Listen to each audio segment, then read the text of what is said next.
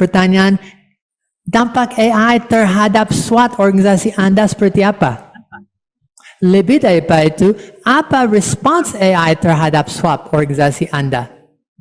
Kalau lagi, saya seorang dan apa profesi Anda, Kristen, dan apa bidang Anda, dan untuk bidang penerbit, apa dampaknya AI? SWOT. Dengan itu, atau pendeta, dan gereja, atau pimpinan dan pelayanan, atau coding. Ada orang sini yang coding. Programmer. Saya programmer Kristen. AI akan pengaruh seperti apa dalam bentuk SWOT? Kalimat seperti itu sudah cukup untuk dapat hasil luar biasa, dan itu hanya langkah pertama untuk diskusi dan mendalami dengan baik-baik. Saya akan bilang saat ini, konsultan, teman dan mitra terbaik untuk proses perubahan, change, and transformasi organisasi Anda adalah AI.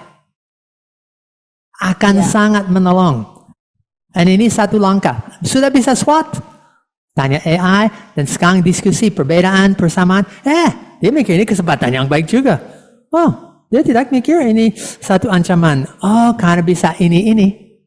Alright, lanjut. Oke, ini satu contoh berdasarkan SWOT. Kalau sudah punya SWOT, cut paste, plop. Oke, komentar, feedback. And kalau sudah punya SWOT yang lengkap, di rumah coba. SWOT itu dimasuk dan bilang ke AI, saya ingin feedback. Ayo, kasih tahu respons. Okay, and pandangan SWOT untuk organisasi saya. Okay? Ya, nanti AI akan memberikan evaluasi atau pendapat ya, atau lebih daripada itu, apa pendampak berdampak AI atau Anda dalam setiap bagian. Kalau SWOT saya seperti ini, jadi saudara masukkan ke promnya, kalau SWOT organisasi saya seperti ini, kira-kira kamu bisa membantu apa? Kamu adalah seorang ahli AI dalam bidang apa gitu ya. Kalau pendidikan ya pendidikan, kalau kesehatan. Oke. Onward, huruf P. P itu terkait dengan plan atau planning. Now planning itu satu yang sangat rumit. So saya akan just memberitahu ada berapa banyak cara untuk planningnya, and then jenis untuk itu. Planning tools atau paradigma, kami mulai dengan paradigma. Ada daripada design thinking, ada brainstorming, kami kumpul untuk ngobrol. Ada rapid prototyping and testing, ada waterfall langkah per langkah, ada cyclical yang terus jadi continuous learning, continuous improvement. Semua ini ada cara atau paradigma. Gereja itu tempat yang belajar terus menerus atau status quo. Quo. Seperti apa organisasi? Customer first, customer centric, customer focus.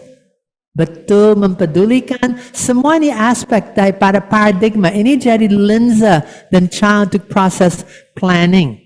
Now, ini just salah satu design thinking, itu stand for design thinking, and itu daripada empathy and define. Akan mulai tanya dan lihat dan mulai perasaan seperti apa situasi. Tadi assessment seperti itu. Kalau saya tanya generasi digital atau AI, seperti apa perasaan dan situasi Anda dalam gereja. Daripada itu saya akan mulai untuk mendefinisikan masalah. Dan itu ide muncul. Ideate, and daripada itu ada ide yang dilaksanakan, prototype kecil-kecil, eksperimentasi, diuji. Ini bagus, kami akan, jangan ini. Dan saya tahu dari perkantas, mereka sudah coba beberapa hal, ini baik, laku, ini, coba lagi. And ini just salah satu cara untuk proses planning, persiapan planning. Karena persiapan planning perlu ide.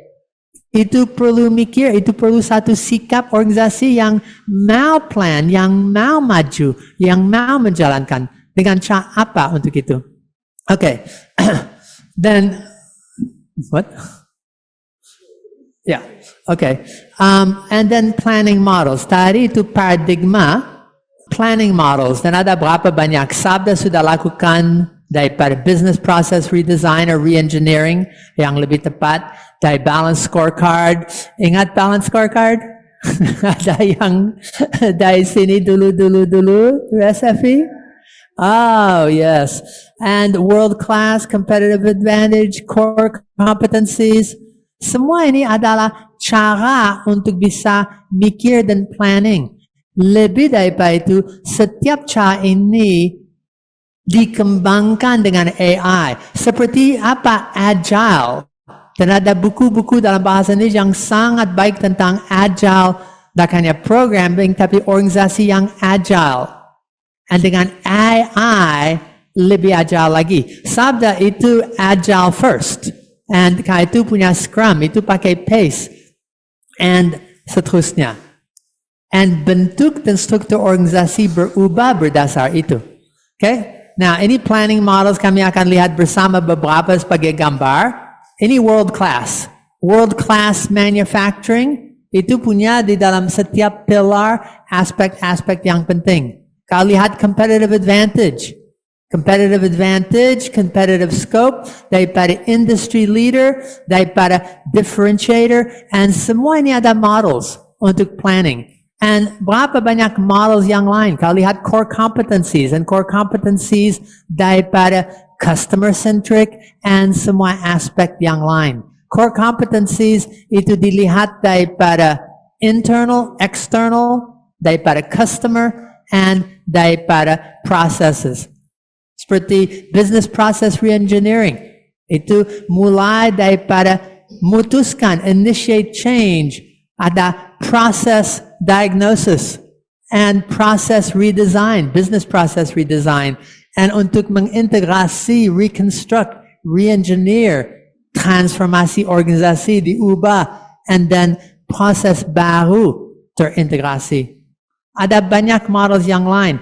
Agile Scrum yang Sabda terus lakukan. Satu yang cyclical. Ada retrospective, ada daily stand-ups, ada backlogs, and semua ini adalah cara dan alat dan pola untuk bisa manage planning. Dan untuk plan yang terus-menerus berkembang.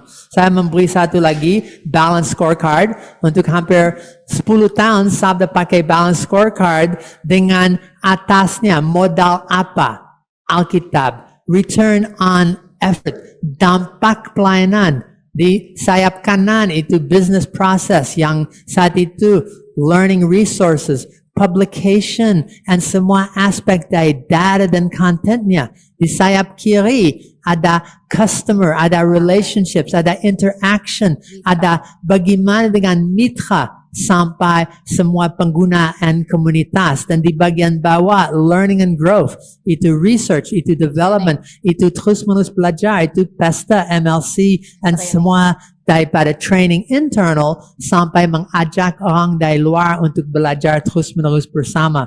Saya Alkitab modal utamanya dengan berapa banyak cara untuk disiapkan dan disebarkan, berapa banyak cara untuk memakai, dan di bawahnya terus-menerus berkembang dan latih untuk masa depan.